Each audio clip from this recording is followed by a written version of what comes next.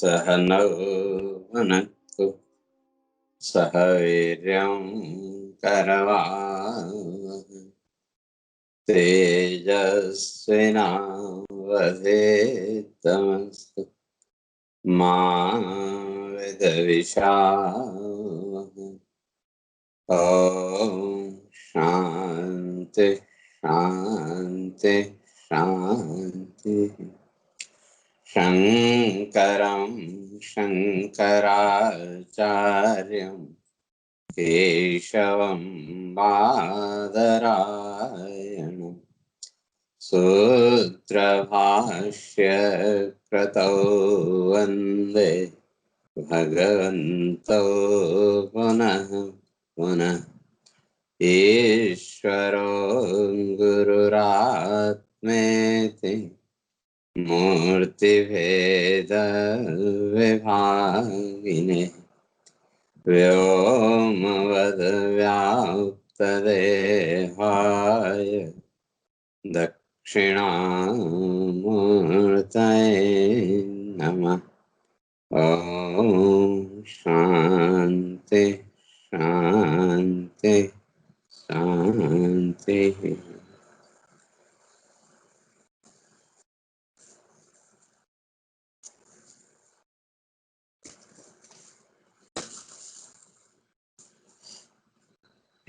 तो विचार चल रहा था, तो भगवान इस बात को स्पष्ट करके आए थे कि न बुद्धि भेदम जनेद अज्ञानाम कर्म संगिना। कहते हैं जो अज्ञानी है तो उनका लक्षण क्या, तो कहा कर्म संगिना, जो कर्म और कर्म फल में ही आ सकते, अर्थात जिनकी दृष्टि इस संसार के कर्म और कर्म फल से अभी ऊपर नहीं उठ पाई है। तो ऐसे जो हैं, भगवान कहते हैं न बुद्धि भेदम जनिएत। जो विचारशील व्यक्ति है, जो विद्वान है, जो ज्ञानी है, उसको हाँ बुद्धि भेद पैदा नहीं करना चाहिए।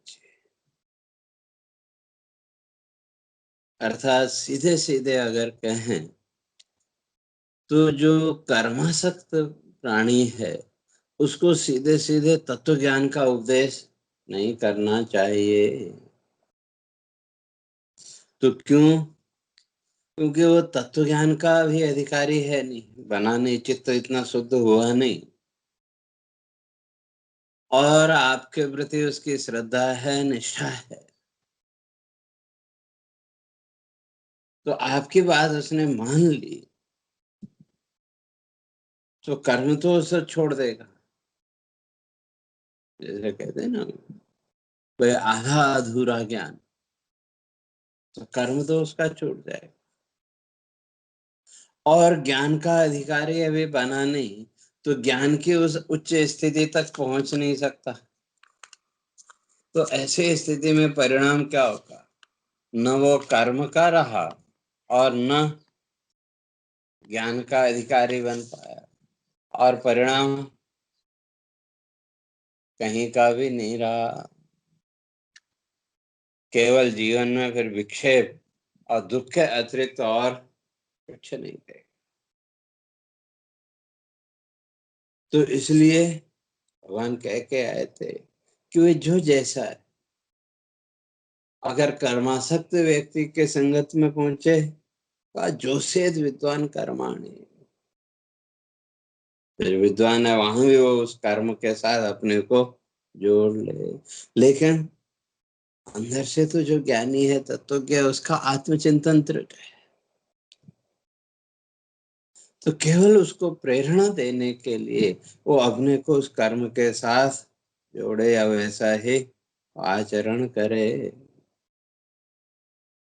तो अब कहते हैं कि भाई ज्ञानी और अज्ञानी, इन दोनों में फिर भेद क्या है।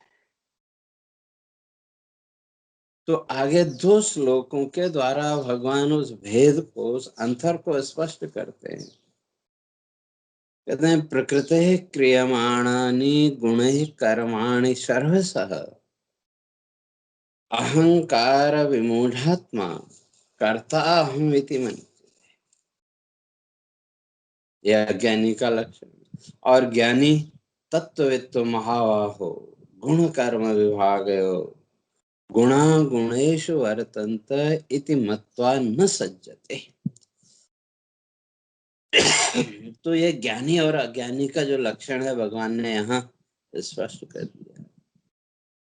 तो भगवान इस बात को स्पष्ट कर रहे हैं कि ये सारे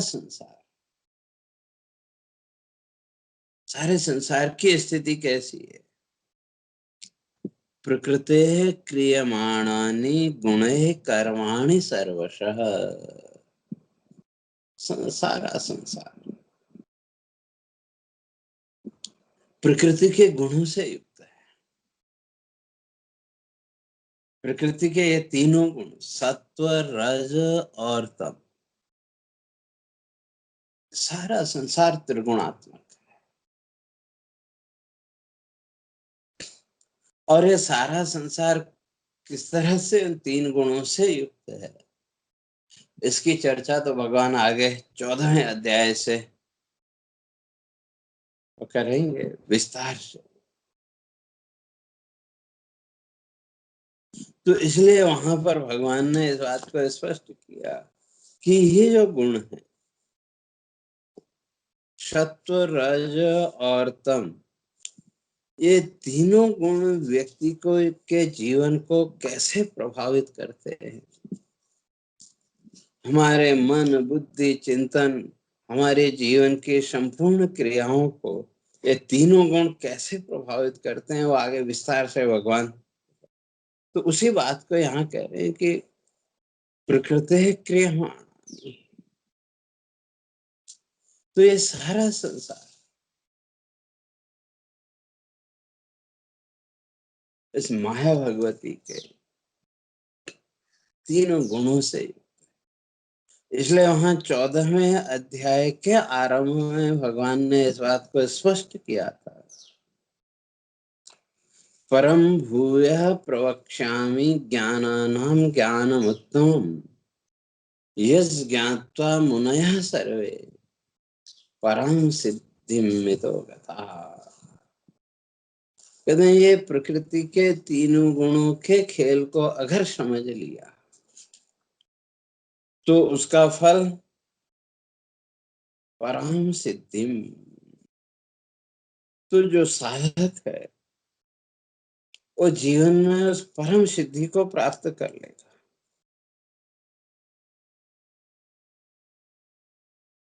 परम सिद्धि का अर्थ मोक्ष की प्राप्ति।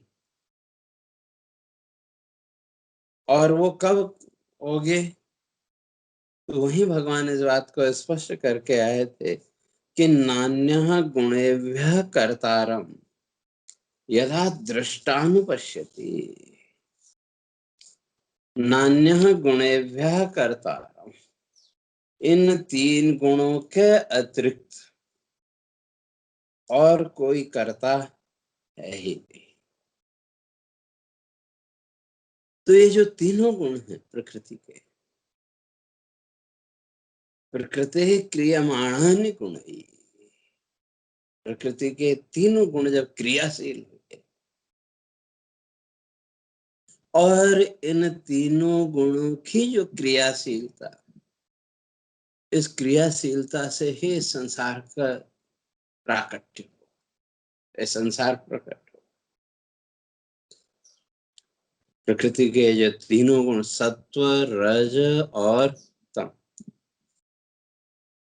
तो उस आत्म सत्ता का स्पर्श, उस आत्म सत्ता का आभास पाते ही प्रकृति के तीनों गुणों में विक्षोभ पैदा हुआ, इनमें वाइब्रेशन कंपन पैदा हुआ और उस कंपन के द्वारा ये तीनों गुण आपस में मिक्सअप होते गए, मिलते गए। जैसे यूं समझो, वे तीन केमिकल आप ले लो, कोई भी तीन वस्तुएं अलग अलग ले लो, अब उनमें थोड़ी थोड़ी मात्रा में उनको मिलाओ आपस में, तो एक नई वस्तु आपके सामने प्रकट हो गई कि नहीं? उत्पन्न नहीं हुई, एक नया रूप आपके सामने प्रकट हो गया है। वही तीन गुण, वही तीन वस्तु, लेकिन इन तीनों वस्तुओं का जो रेशियो, जो अनुपात है, उस अनुपात को आप बदलते जाओ, रेशियो बदलते जाओ, तो हर बार एक नया केमिकल, एक नया रूप आपके सामने आएगा कि नहीं? तो इसी तरह से ये सारा संसार ये तीन गुणों के खेल मात्र है। प्रकृति क्रियमाणानि गुणैः, ये सारा संसार प्रकृति के इन तीनों गुणों की क्रीड़ा मात्र है, खेल मात्र है, उससे ज्यादा और कुछ नहीं। और उसी तरह से कैसे कर्माणि सर्वशः, ये कर्म भी फिर पाप पुण्य आदि जितना भी कर्म विधान है, ये भी इन तीन ही गुणों का खेल है। पहले इस बात की चर्चा हम लोग करके आए थे कि सात्विक पुण्य निष्पत्ति पापोत्पत्ति राजसी, तामस नो भयम किंतु वृथाय क्षपणम भवेत्। महर्षि इस बात को स्पष्ट करते, सात्विक पुण्य निष्पत्ति, व्यक्ति के जीवन में जब सत्वगुण बढ़े, जिस समय सत्वगुण का प्रभाव ज्यादा होगा, और क्या करेगा तो कहा पुण्य निष्पत्ति, व्यक्ति के जीवन में पुण्य, पुण्य का भाव जागृत करेगा, आनंद का भाव जागृत करेगा। और ये जो सत्वगुण है ये क्या देगा? क्या सत्वा संजायते ज्ञानम, सत्वगुण की वृद्धि, सत्वगुण का जब प्रवाह हमारे जीवन में बढ़ेगा तो सत्वा संजायते ज्ञानम, और ज्ञान को प्रकट करेगा। लेकिन ये भी बंधन का कारण है। तो कैसे? तो भगवान आगे स्पष्ट करेंगे। सुख संगेन ज्ञान संगेन च, ये सत्वगुण भी आपको बांधेगा। तो किसके साथ? का सुख संगेन, आपके जीवन में आनंद प्रसन्नता की अनुभूति के साथ, और ज्ञान संगेन च, ज्ञान के द्वारा। या यूं कह लें कि जिस समय जीवन में सत्वगुण का प्रादुर्भाव होगा, जिस समय सत्वगुण बढ़ेगा, सत्वगुण प्रकट होगा, तो हमको जीवन में सुख और आनंद की अनुभूति देगा। और उस सुख और आनंद के क्षण में व्यक्ति की पुण्य प्रवृत्ति होगी, पुण्य संकल्प करेगा, चित्त में भी अच्छे भाव आएंगे, अच्छे विचार आएंगे, और पुण्य कर्म की ओर उसकी प्रवृत्ति होगी।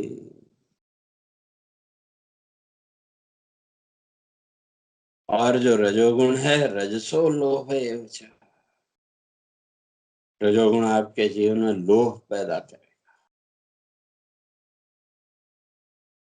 लोभ का अर्थ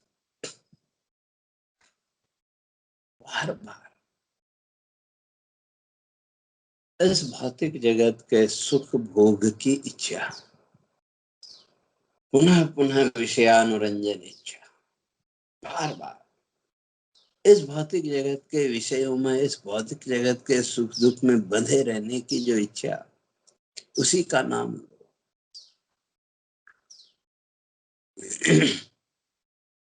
तो इसलिए जो सत्वगुण है, सत्वगुण जब बढ़ेगा तो वो सत्वगुण जीवन में ज्ञान और आनंद की अनुभूति कराए, और उसके अनुसार फिर पुण्य कर्म में प्रवृत्त कराएगा। पापोत्पत्ति राजसी, और जब जीवन में रजोगुण बढ़ गया तो वो पापोत्पत्ति, पाप जीवन में प्रकट करेगा। क्यों? तो रजोगुण आपके जीवन में राग, आसक्ति, अटैचमेंट और लोभ, ग्रीडीनेस को पैदा करे। और जब व्यक्ति के जीवन में लोभ प्रबल हो जाता है, उस समय कहीं न कहीं व्यक्ति की विवेक शक्ति भी धूमिल हो जाती है। लोभ वृत्ति व्यक्ति के विचार करने के, चिंतन करने के जो सामर्थ्य है, सही और गलत का विश्लेषण करने की जो सामर्थ्य है, उसको दबा देता है। तो इसलिए महर्षि कहते हैं पापोत्पत्तिश्च राजसी। जब वो रजोगुण प्रकट होगा या रजोगुण की वृद्धि होगी, तो वो जीवन में पाप वृत्ति को जन्म देगा। तो रजसो लोभ है विचार, रजोगुण से लोभ आए, और वो लोभ रजोरागात्मकम विद्धि तृष्णा संग समुद्भव। भगवान कहते हैं कि रजोगुण जब राग आया, अटैचमेंट, लोभ आदि सब उसी में आ गए, और अकेला नहीं आएगा।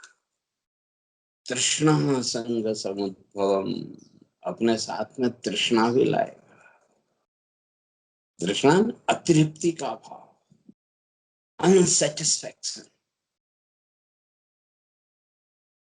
और जब वो संतुष्टि का भाव नहीं है, असंतोष का भाव जीवन में है, और उसके साथ लोभ वृत्ति भी पैदा हुई, तो उस स्थिति में फिर व्यक्ति पाप में विचार, पाप में उसकी प्रवृत्ति हो। क्योंकि रजोगुण की अवस्था में अपना स्वार्थ, सेल्फिशनेस वो प्रबल हो जाएगी। और जो तमोगुण है, अज्ञान, निद्रा, आलस्य, भ्रांति, आपके जीवन में भ्रम, इल्यूजन पैदा करेगा।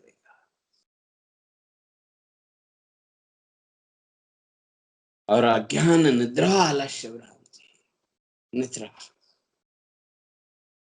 निद्रा का अर्थ हमारी जो विवेक शक्ति है, जो विचार शक्ति है, जिस समय तमोगुण जीवन में प्रकट होगा, वो हमारी विचार करने की जो सामर्थ्य है उसको दबा देगा।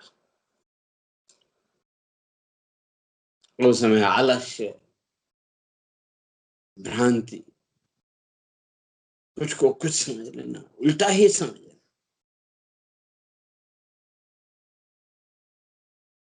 तो ये तीनों गुणों के कार्य हैं। और फिर जैसा गुण का उद्भव होगा, वो गुण अपने अनुसार फिर व्यक्ति की मनोवृत्ति को भी वैसे ही डाइवर्ट करेंगे। हमारे मन का चिंतन, हमारे विचार की जो सामर्थ्य है, वो सामर्थ्य भी फिर जैसे गुणों का उद्भव होगा, उस गुण के अनुसार व्यक्ति की सोचने समझने की शक्ति, सामर्थ्य वो प्रकट होगी। और फिर उसी के अनुसार उसके कर्म में प्रवृत्ति होती, पाप पुण्य आदि जो भी कर्म। और इस संसार में जितने भी प्राणी, केवल मनुष्य ही नहीं, पशु पक्षी आदि जितने भी प्राणी, जितनी भी वनस्पति, जितने भी पदार्थ इस सृष्टि में, सब इन तीन गुणों से। इसलिए भगवान यहाँ स्पष्ट करें, प्रकृति क्रियमाणानि गुण कर्माणि सर्वशः। ये जो माया भगवती है, ये जो प्रकृति, और प्रकृति का अर्थ सत्व, रज और तम, इन तीनों की जो साम्यावस्था है, उसका नाम है प्रकृति। अब प्रकृति स्वभाव, लोग अर्थ में प्रकृति का अर्थ स्वभाव, तो अर्थात जिसके जीवन में इन तीन गुणों की जैसी व्यवस्था होगी, तीनों गुण हैं, कोई भी प्राणी इन तीन गुणों से मुक्त नहीं है। लेकिन जिसके जीवन में इन तीन गुणों की जैसी स्थिति,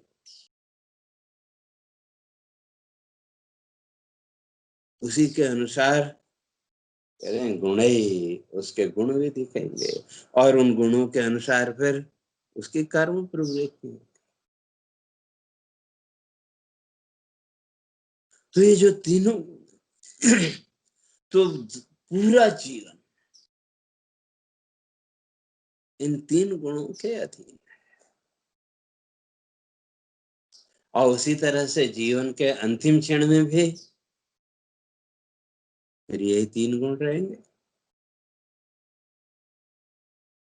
तो ये जो तीनों गुण हैं, विस्तार से तो चर्चा आगे होगी, तो संक्षेप में यहाँ ये समझो कि भाई हमारे जीवन के जितने भी कर्म, व्यक्ति का जो स्वभाव है, वो भी इन तीनों गुणों की अवस्था के अनुसार ही चलता है। अगर सत्वगुण की प्रधानता है तो व्यक्ति पुण्य कर्मा हो जाएगा, पुण्य में उसकी प्रवृत्ति ज्यादा होगी, धार्मिकता उसके जीवन में बढ़ेगी, ईश्वरीय चिंतन का भाव उसके जीवन में बढ़ेगा, भक्ति का भाव उसके जीवन में बढ़ेगा। तो धीरे धीरे उस सत्वगुण के द्वारा उसका जीवन ऊपर उठता चला जाएगा। क्यों? सत्वगुण सत्वा संजायते ज्ञान, सत्वगुण में ज्ञान वृत्ति है, वो आपके अंदर ज्ञान वृत्ति को पैदा करेगा और आपको उस पुण्य कर्म की ओर जीवन में अग्रसर करेगा। चाहे वो ईश्वर चिंतन रूप पुण्य कर्म हो, भक्ति रूप पुण्य कर्म हो, या लौकिक हो।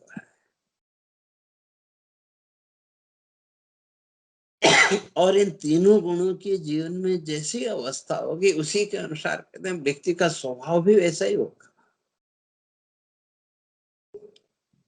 तो जो सत्वगुण प्रधान व्यक्ति है, उसके जीवन में शांति और प्रसन्नता का भाव रहेगा।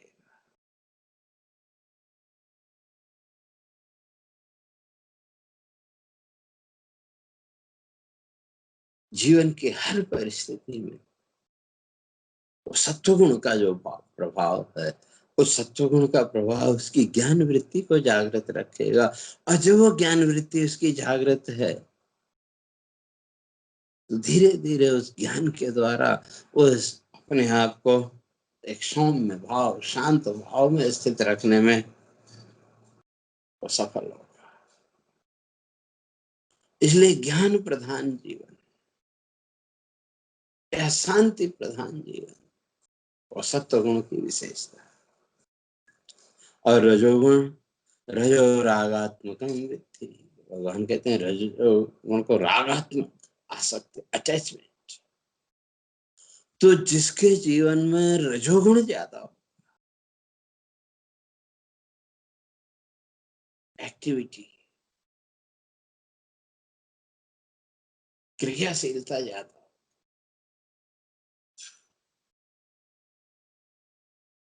क्योंकि रजोगुण विक्षेप पैदा करने वाला है, सत्वगुण आपके जीवन में ज्ञान और प्रसन्नता के भाव को प्रकट करने वाला, रजोगुण आपके जीवन में विक्षेप, डिस्टरबेंस बढ़ाने वाला, और तमोगुण आपकी ज्ञान वृत्ति को दबाने वाला। इन तीन गुणों की विशेषता है। सत्वगुण हमारे ज्ञान वृत्ति को जागृत करेगा, ज्ञान वृत्ति को ऊपर उठाएगा, और रजोगुण जब जीवन में बढ़ेगा तो वो हमारे जीवन में विक्षेप, डिस्टरबेंस लाएगा, और तमोगुण हमारी वो ज्ञान वृत्ति आदि उसको दबा देगा।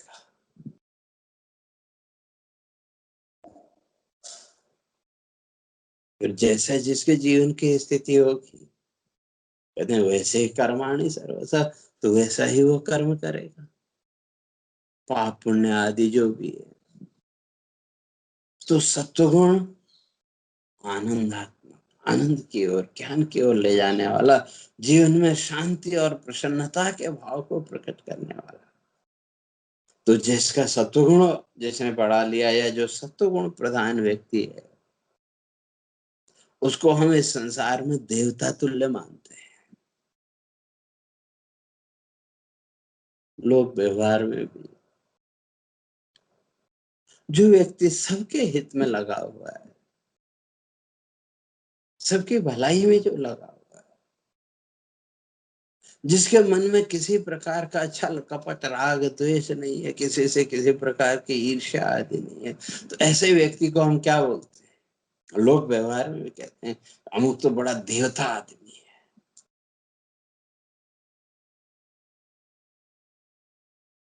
और रजोगुण के, ठीक है, सामान्य मनुष्य है। और तमोगुण की प्रधानता से युक्त व्यक्तियों को दुष्ट राक्षस आदि शब्दों से हम संबोधन करते हैं। तो भगवान वहां ये कह रहे हैं, प्रकृति क्रियमाणानि गुणाः कर्माणि सर्वश। वो जो प्रकृति है, माया भगवती के जो तीनों गुण, इन तीनों गुणों से क्रियमाणानि, ये सारा संसार चल रहा है। जीवन की सारी क्रियाएं इन तीनों गुणों के अधीन, और इन तीनों गुणों के अनुसार फिर प्रकृति है व्यक्ति का स्वभाव।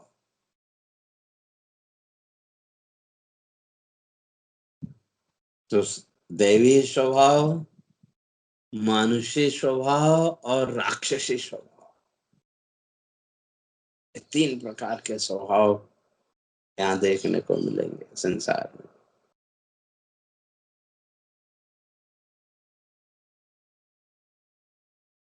तो जो दैवी स्वभाव वाला व्यक्ति है, वो तो धीरे धीरे उन दैवी गुणों के द्वारा जीवन में ऊपर उठता जाएगा। तो उसमें अभयम सत्व संशुद्धि ज्ञान योग व्यवस्थिति तानंद अवस्थित, और भगवान आगे स्पष्ट करेंगे। सत्व संशुद्धि, उसका सत्व वो अपने अंतःकरण को धीरे धीरे शुद्ध करता चला जाएगा। और रजोगुण संसार वृत्तियों को जन्म देगा। रजोगुणी व्यक्ति साधना करेगा, साधना तीनों ही करेंगे। सात्विक व्यक्ति भी करेगा, राजसी व्यक्ति भी करेगा, और तामसी भी करेगा। लेकिन जो सात्विक गुणों से युक्त जो व्यक्ति है, वो साधना कर रहा है, तो वो किसके लिए? तो शास्त्रकार कहते हैं कर्म निर्हारम उद्देश्य। सात्विक व्यक्ति भी साधना कर रहा है, ईश्वर की उपासना भक्ति सब कुछ करेगा, लेकिन किसके लिए? कर्म निराहार उद्देश्य, इस संसार के कर्म बंधन से मुक्त होने के लिए। और रजोगुण प्रधान व्यक्ति भी साधना करेगा, तो वो किसके लिए? संसार सुख दुख भोगार्थम, वो इस संसार के सुख दुख के भोग के।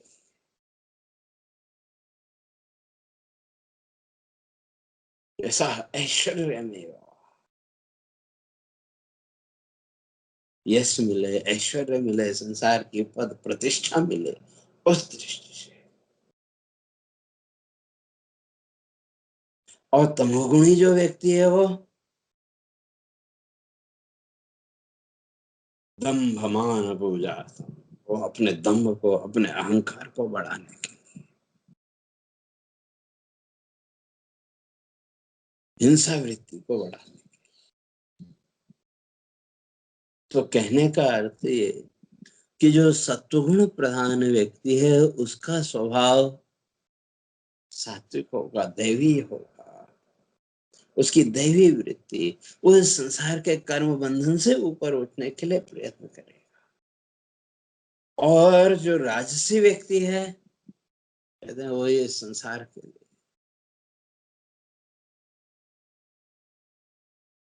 संसार के यश प्रतिष्ठा के।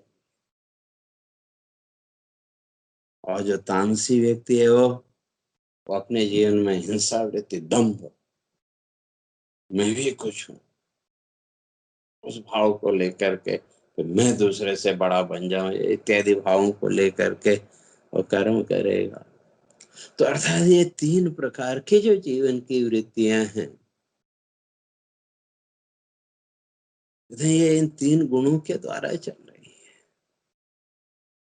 तो अब जो अज्ञानी है, चाहे वो सत्वगुण प्रधान हो, रजोगुण प्रधान हो या तमोगुण प्रधान हो, क्योंकि रजोगुण और तमोगुण ये तो, इनमें तो अविद्या है, सत्वगुण में भी अविद्या है। इसलिए भगवान आगे 14वें अध्याय में इस बात को स्पष्ट करेंगे, तीनों गुण बंधन के कारण है। लेकिन जो तमोगुण है, तमस्तु अज्ञान जम विद्धि, भगवान कहते हैं तमोगुण तो अज्ञान का ही स्वरूप है। और रजोगुण की अवस्था में 50-50, और सत्वगुण की अवस्था में 25-75। सत्वगुण की अवस्था में ज्ञान की प्रधानता है, लेकिन अज्ञान मिट गया ऐसा नहीं, अज्ञान वहां भी है। तो वो जो अज्ञान है, वो जो अविद्यावृत्ति है, तो अब इन गुणों को, इन कार्यों को, है प्रकृति के कार्य, माया के इन तीन गुणों का सारा कार्य संसार है। चाहे हमारी सात्विक साधना हो, राजसी हो, तामसी हो, जो कुछ भी हमारी चित्त वृत्तियां, जो कुछ भी हमारी मनोवृत्तियां बन रही हैं, भगवान कहते हैं वो इन तीन गुणों के द्वारा ही प्रेरित है। लेकिन अहंकार विमूढ़ात्मा कर्ता हम मिति मन्यते, इसलिए यहाँ संबोधन भगवान कर रहे हैं, विमूढ़ात्मा, अहंकार में जिसने अपने आप को बांध लिया। अहंकार विशिष्टता का भाव, मैं दूसरे से विशेष। उस अहंकार से युक्त जो व्यक्ति है, कहते हैं वो तो क्या मान लेता है, कर्ता हम मिति मन्यते, अपने आप को कर्ता मान लेता है कि मैं करने वाला हूं, मैंने ऐसा किया। लेकिन सब ये गुण ही करा रहे हैं, तीनों गुण करा रहे हैं। इसलिए भगवान आगे स्पष्ट करेंगे कि नान्यः गुणेभ्यः कर्तारं यदा दृष्टानुपश्यति। जिस दिन साधक को यह बोध हो गया कि नान्यः गुणेभ्यः कर्तारं, इन तीनों गुणों के अतिरिक्त और कोई कर्ता है ही नहीं, जिस दिन ये बोध हो गया, का उस दिन वो इस गुणों के बंधन से ऊपर उठ जाएगा। तो इसलिए यहाँ भगवान कह रहे हैं अहंकार विमूढ़ात्मा, जो अपने अहंकार में बंधा हुआ है, तो वो अपने को कर्ता भोक्ता मान लेता है। और जब कर्ता भोक्ता मान लिया तो फिर नए संकल्प करेगा, और जब नए संकल्प करेगा तो उसका फल भोगने के लिए फिर जन्म लेना पड़ेगा, और जन्म लेगा तो फिर वही संकल्प संस्कार, वो संस्कार फिर आगे उससे संकल्प कराए। तो इस तरह से उसका जो जीवन चक्र है वो चलता रहेगा। तो इसलिए अहंकार विमुक्त आत्मा, अहंकार बद्ध जो व्यक्ति है, वो तो अपने को कर्ता मान लेता है, और कर्ता मान के फिर इस संसार के बंधन में मरता है। और जो ज्ञानी है, गुणा गुणेषु वर्तन्ते इति मत्वा न सज्जते, तो ज्ञानी इस बात को समझता है कि गुणा गुणेषु वर्तन्ते, गुण अपना कार्य कर रहे हैं, इसलिए ये जान करके न सज्जते, वो इसके साथ अटैच नहीं होता है। और जो अज्ञानी है वो अटैच हो जाता है। तो इसलिए प्रकृति क्रियमाण, जीवन की सारी क्रियाएं, सारी वृत्तियों को प्रकट करने वाले ये माया के तीन गुण हैं। तो इसलिए भगवान कहते हैं इसमें आसक्त मत हो। और अगर इन तीन गुणों को लेकर के, क्रिया विशेष को लेकर के अगर जीवन में अहंकार है, तो अभी अज्ञान है। तो वो अहंकार कैसा, उस अहंकार के लक्षण कैसे, तो इन सब बातों की चर्चा फिर क्रमशः आगे करेंगे। हरिः ओम् पूर्णमदः पूर्णमिदं पूर्णात् पूर्णमुदच्यते पूर्णस्य पूर्णमादाय पूर्णमेवावशिष्यते। ॐ शान्ति शान्ति शान्तिः। शङ्करं शङ्कराचार्यं केशवादरायणं सूत्रभाष्य कृतौ वन्दे भगवन्तौ पुनः पुनः। ईश्वरो गुरुरात्मेति मूर्तिभेदविभागिने व्योमवद्व्याप्तदेहाय दक्षिणामूर्तये नमः। ॐ शान्ति शान्ति शान्ति।